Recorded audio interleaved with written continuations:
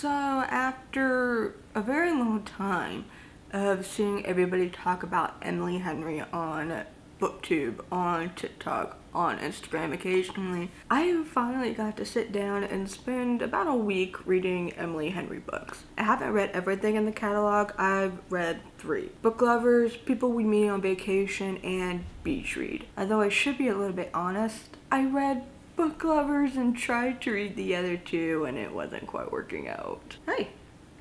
I actually have a full review of Book Lovers on my Patreon if you'd like to go take a look at that as well. I'm gonna be honest, I can't get into Emily Henry, which is unfortunate because everybody loves her, but I can't. Book Lovers, I think I gave a 3-star rating on Goodreads. I thought it was okay. I liked the premise of it. I'm from North Carolina, and the place that it's supposed to take place in the book, it's about 20 minutes from Asheville, I want to say, and I lived about an hour and a half away from Asheville. I can't remember exactly what the name of it was. Sunshine something, I can't remember exactly. I did look it up on Google to see if it was real, and I'm not sure if it's real. Some of the research results on Google were kind of hinting that it was sort of, but maybe not in the way that it's being described as in the book.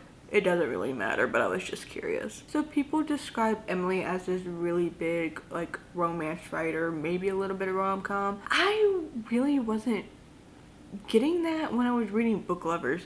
I was looking at it more of like, I don't want to say coming of age because I think they're around my age, like late 20s. I'm 33, but you know, I thought they were more around closer to my age, so it's not really a coming of age story. But you see the title, Book Lovers, you see the cover, it's a man and a woman. It's supposed to be our main protagonist. It's supposed to be our main protagonist and the other guy that's supposed to be our other main character, the love interest, right? I felt like I was reading more about a story of sisters rather than a love story. It's like the main plot was about our main character and the sister, and the romance was like a little subplot. Overall, it was an okay book. And then I believe I moved on to Beach Read, and I don't know how far I got over 100 pages, but I got bored. I also felt like I was reading almost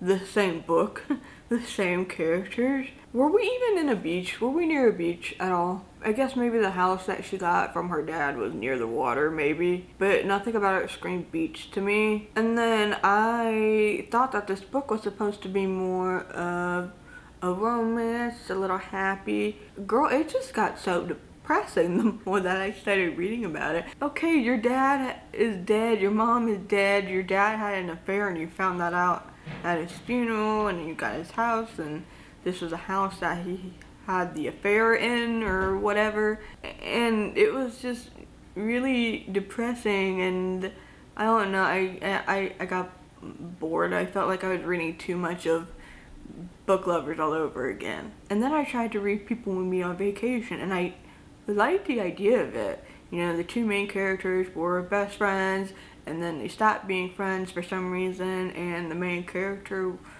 wants to go on another trip, and then hopefully they can get that friendship back. I am someone who does not like the back and forth.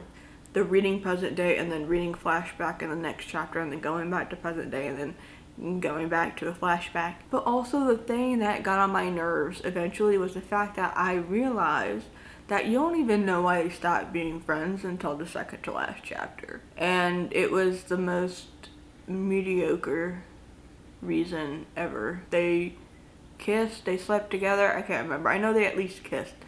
And oh no, friendship ruined for years. And why are we not finding out until the second to last chapter? I might just be impatient. I am impatient. There's no doubting that. Like, why am I waiting until, I don't remember how many chapters, let's pretend there's 50. Why am I waiting until chapter 49 to find out the reason? Tell me the reason now. I don't know. I just couldn't get into the writing as much. I know she has a couple of new books out and people really like, oh, what's it called? There's 2 new ones or 2 newer ones that I haven't read yet. I think Funny Story and Happy Place. A lot of people liked Funny Story a lot. I believe I actually have it on hold. I think I have both books on hold. Actually, no, I did have Happy Place on hold for my Kindle, and then for some reason my Kindle would not download it, so I had to just give it back to the library, and since then I just haven't gotten my hands on a copy. I am not opposed to, as much as I said I give up on Emily Henry on my Patreon review, I'm not actually opposed to giving up on her, but I do think for now I'm kind of giving up on her, although it's been a minute since I've read those books, so I think I've had enough of a breather. So when Funny Story comes on the top of my list and I can get a copy of it, I'll read it, and then I'll try to get my hands on Happy Place as well.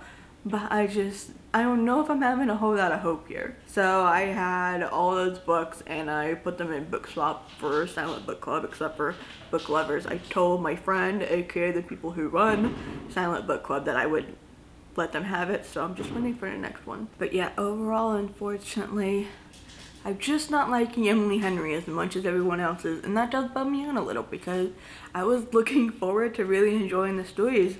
I really liked the covers, I liked the idea of the books. Book Lovers, I saw in Target and I read a scene, I really liked the scene. But then as I was reading it, start to finish, it didn't give me the same feeling. And that's what happens when you only read the smut in a book real quick, and then that's what you base your interest off of. I can just have my imagination for free. Well, I also got these books for free on Book Swap, but still, you know what I mean. Let me know in the comments down below what your thoughts on Emily Henry are. Should I still give Funny Story and Happy Place a try? I might just, but let me know. For more book reviews, and again, I have a book review on Emily Henry. I have 2 posts. Be sure to subscribe on Patreon. Even if you're just a free member, you still get access to free posts, but I'd love to have you if you're someone that would like to subscribe and support my work for even $1 a month at the very minimum and be a paid subscriber. Subscribe to this channel if you haven't yet. I'm trying to get back into livening up the channel again. I know I've been gone again, but things have been happening. A move and all this other stuff, but hopefully I'm taking advantage of my friend's big apartment with natural lighting so I can get some filming in. Thank you for watching this video, and I will see you later. Bye.